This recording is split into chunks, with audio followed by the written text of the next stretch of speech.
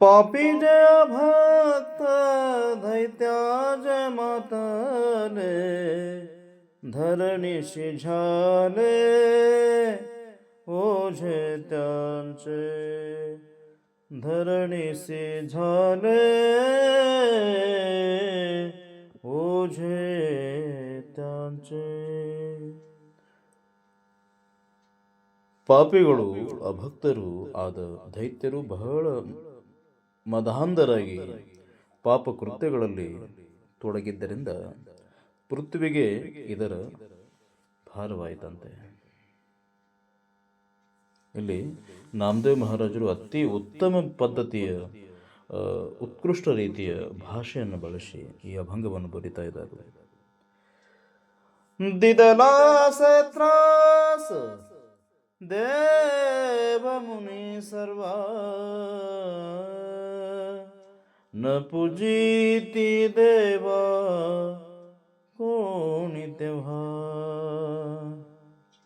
ಇವರು ದೇವತೆಗಳಿಗೆ ಋಷಿ ಮುನಿಗಳವರಿಗೆ ಪೀಡೆಗಳನ್ನು ಕೊಡುತ್ತಿದ್ದರು. ಆಗ ಯಾರು ಯಾವ ದೇವತೆಗಳಿಗೂ ಪೂಜೆಯನ್ನು ಮಾಡುತ್ತಿದ್ದಿಲ್ಲ. ರಾಹೇಲ ಯಜ್ಞ ಮೂಡಿಲಿ ಕೀರ್ತನೆ ಪಳಾಲೆ ಬ್ರಾಹ್ಮಣ ದೈತ್ಯಾಭೇಣೆ.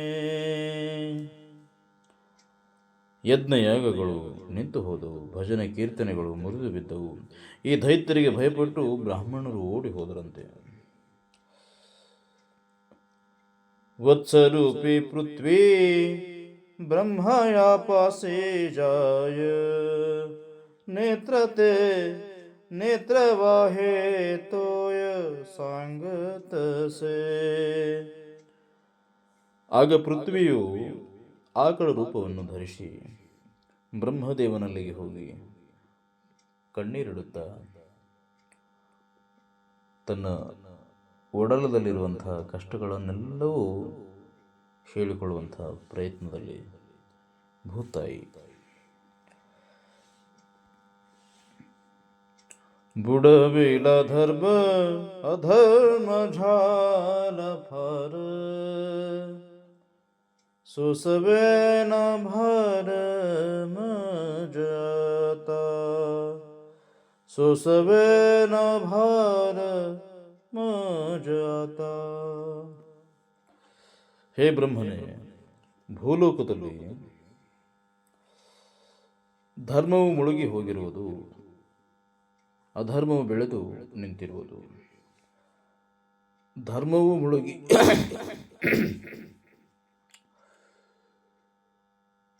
ಇದರಿಂದ ಆದ ಭಾರವು ನನಗೆ ಸಹಿಸದಾಗಿರುವುದು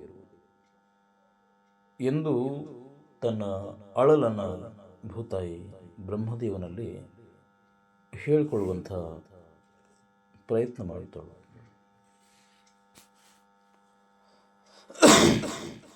ಬ್ರಹ್ಮ ಇಂದ್ರಾಣಿ ಬರೋಬರಿ ಶಿವ ಚಾಲಿಯೇ ಸರ್ವ ಕ್ಷೀರಾಬ್ದಿ.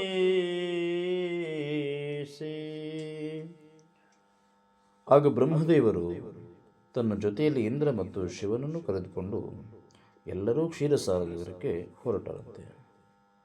ಯಾರ ಹತ್ರ? ವಿಷ್ಣು ಪರಮಾತ್ಮನ ಹತ್ರ. ನಮಮಣೆ ಆತ ಕರಿತಿಲ ಸ್ತುತಿ ಸಾವಧಾನ ಚಿತ್ತಿ ಪರಿಸಾವೆ. ಈಗ ಇವರೆಲ್ಲರೂ ಶ್ರೀ ನಾರಾಯಣನ ಸ್ತುತಿ ಮಾಡುವರು, ಅಂದರೆ ವಿಷ್ಣು ಪರಮಾತ್ಮನ ಸ್ತುತಿಯನ್ನು ಮಾಡ್ತಾ ನೀವೆಲ್ಲರೂ ಲಕ್ಷ್ಯ ಕೊಟ್ಟು ಕೇಳಿರಿ ಎಂದು ನಾಮದೇವ್ ಮಹಾರಾಜರು ಈ ಅಭಂಗದ ಮೂಲಕ ಬರೆದಿಟ್ಟು ಪೃಥ್ವಿಯ ತಳಮಳವನ್ನು ಅಭಂಗದ ರೂಪದಲ್ಲಿ ಬರೆದಿಟ್ಟಿರುವಂಥ ಈ ಮಾರ್ಮಿಕ ಭಾಷೆಯ ಮರಾಠಿಯಲ್ಲಿರುವಂಥ ಅಭಂಗವನ್ನು ನಾವು ಕನ್ನಡದಲ್ಲಿ ಹೇಳುವಂಥ ಅಂದರೆ ಭಾವಾರ್ಥ ಹೇಳುವಂಥ ಪ್ರಯತ್ನ ಮಾಡಿದ್ದೀವಿ. ಈ ವಿಚಾರವಾಗಿ ನಿಮ್ಮ ಆಶೀರ್ವಾದ, ನಿಮ್ಮ ಪ್ರೋತ್ಸಾಹ ಈ ಪಂಢರಿ ವಾರ್ಕರಿ ಮೇಲೆ ಸದಾಕಾಲ ಇರಲಿ ಅನ್ನುವಂಥ ವಿನಂತಿ ಮಾತಿನೊಂದಿಗೆ ಈ ವಿಡಿಯೋವನ್ನು ನಾವು ಮುಕ್ತಾಯ ಮಾಡ್ತಾ ಇದ್ದೀವಿ. ರಾಮಕೃಷ್ಣ ಹರಿ, ಪಂಢರಿ ವಾರ್ಕರಿ. ನಮಸ್ಕಾರ.